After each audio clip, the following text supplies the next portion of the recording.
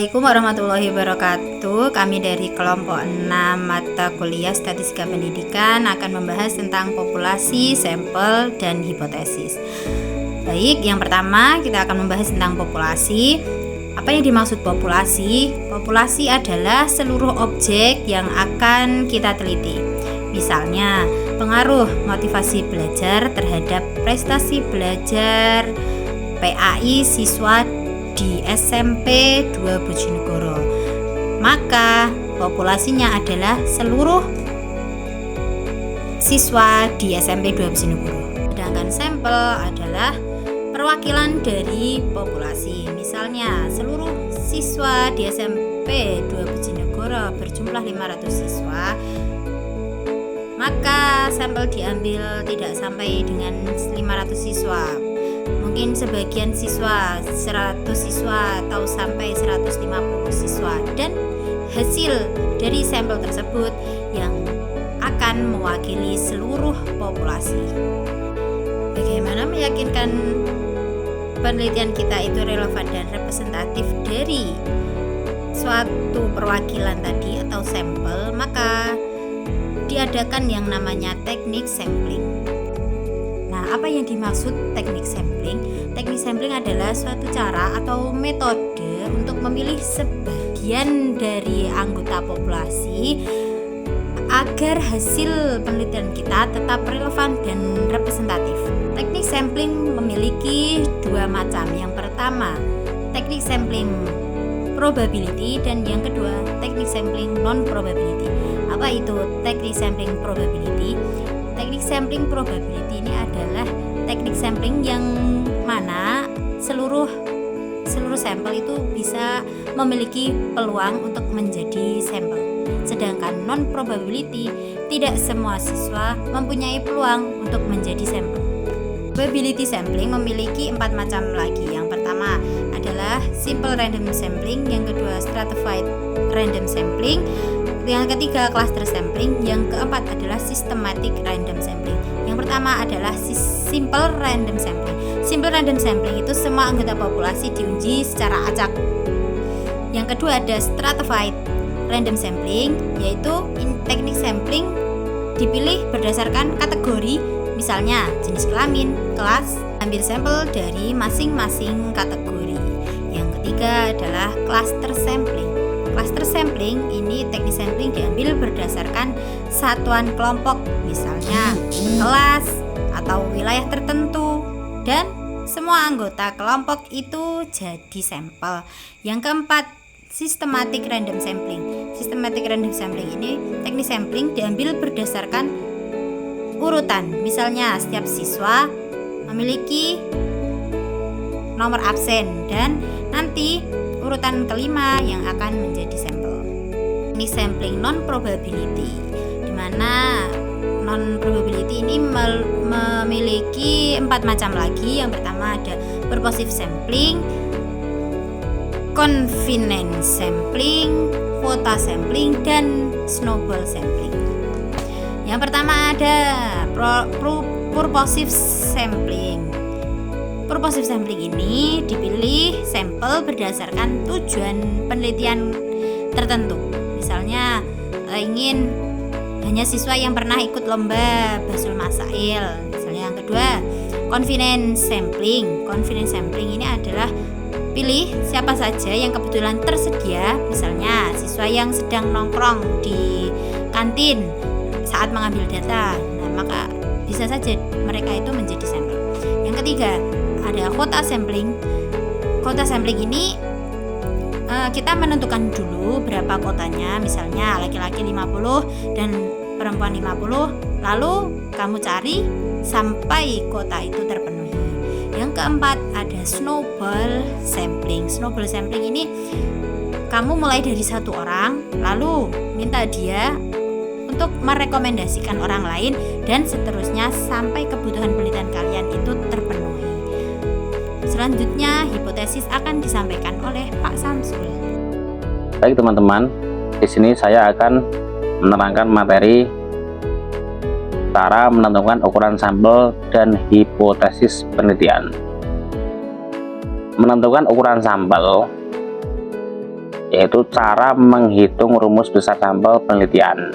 Yang paling mudah yaitu menggunakan rumus Lovin 1960. Menentukan ukuran sampel atau populasi dengan formula N sama dengan N per 1 plus N kali D kuadrat, yaitu N kecil sama dengan besar sampel, N besar sama dengan jumlah populasi, D sama dengan tingkat signifikan yaitu 0,05. Contoh, jumlah populasi 120 remaja, yaitu N sama dengan 120 per 1 plus 120 kali 0,05 kuadrat, yaitu menjadi N sama dengan 120 per 1 plus 120 kali 0, ya tadi dikuadratkan menjadi 0,0025, kemudian menjadi N 120 per 1 plus 120 kali 0,0025 menjadi 0,3, kemudian N sama dengan 120 per 1,3. Hasil akhir yaitu N sama dengan 92,3. Ini hasil akhir. Kemudian materi yang kedua yaitu menentukan hipotesis penelitian. Apa itu hipotesis penelitian?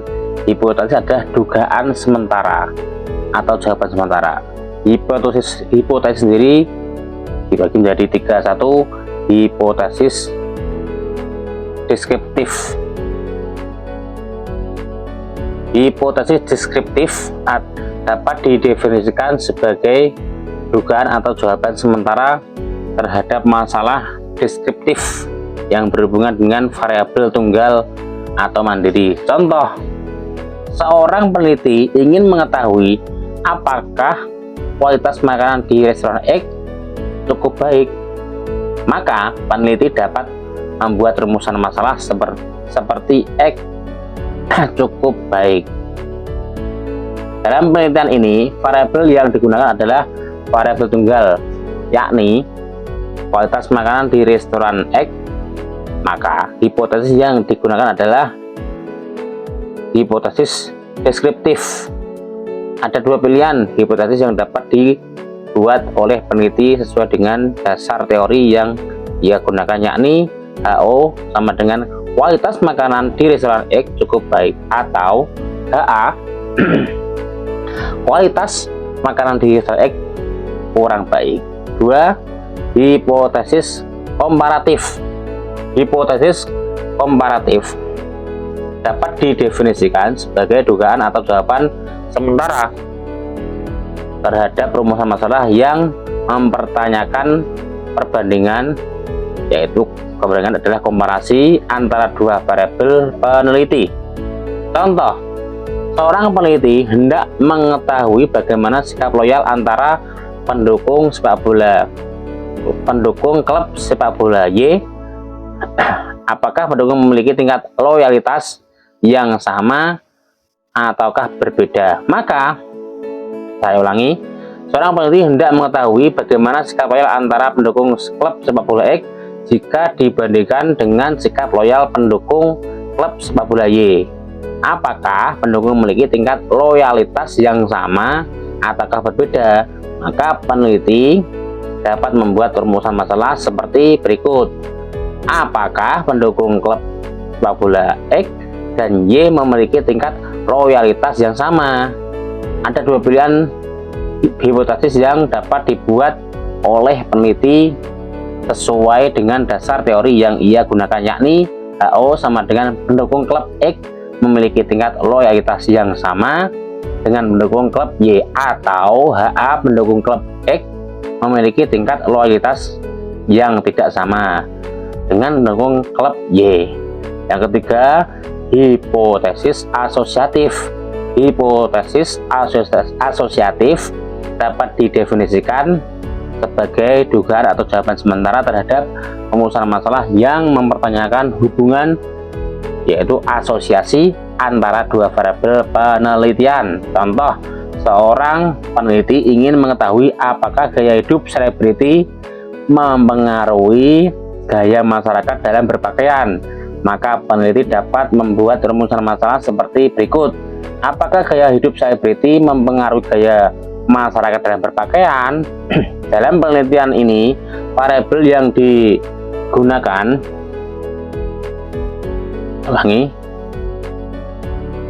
dalam penelitian ini, variabel yang digunakan adalah variabel jamak. Variabel pertama adalah gaya hidup selebriti dan variabel kedua adalah gaya berpakaian masyarakat. Karena rumusan masalah mempertanyakan perihal hubungan antara dua variabel, maka hipotesis yang digunakan adalah hipotesis asosiatif. Ini rumusannya. HO sama dengan gaya hidup selebriti berpengaruh terhadap gaya berpakaian masyarakat. HA, gaya hidup selebriti tidak berpengaruh terhadap gaya berpakaian masyarakat. Demikian yang dapat kami sampaikan, semoga bermanfaat. Wassalamualaikum warahmatullahi wabarakatuh.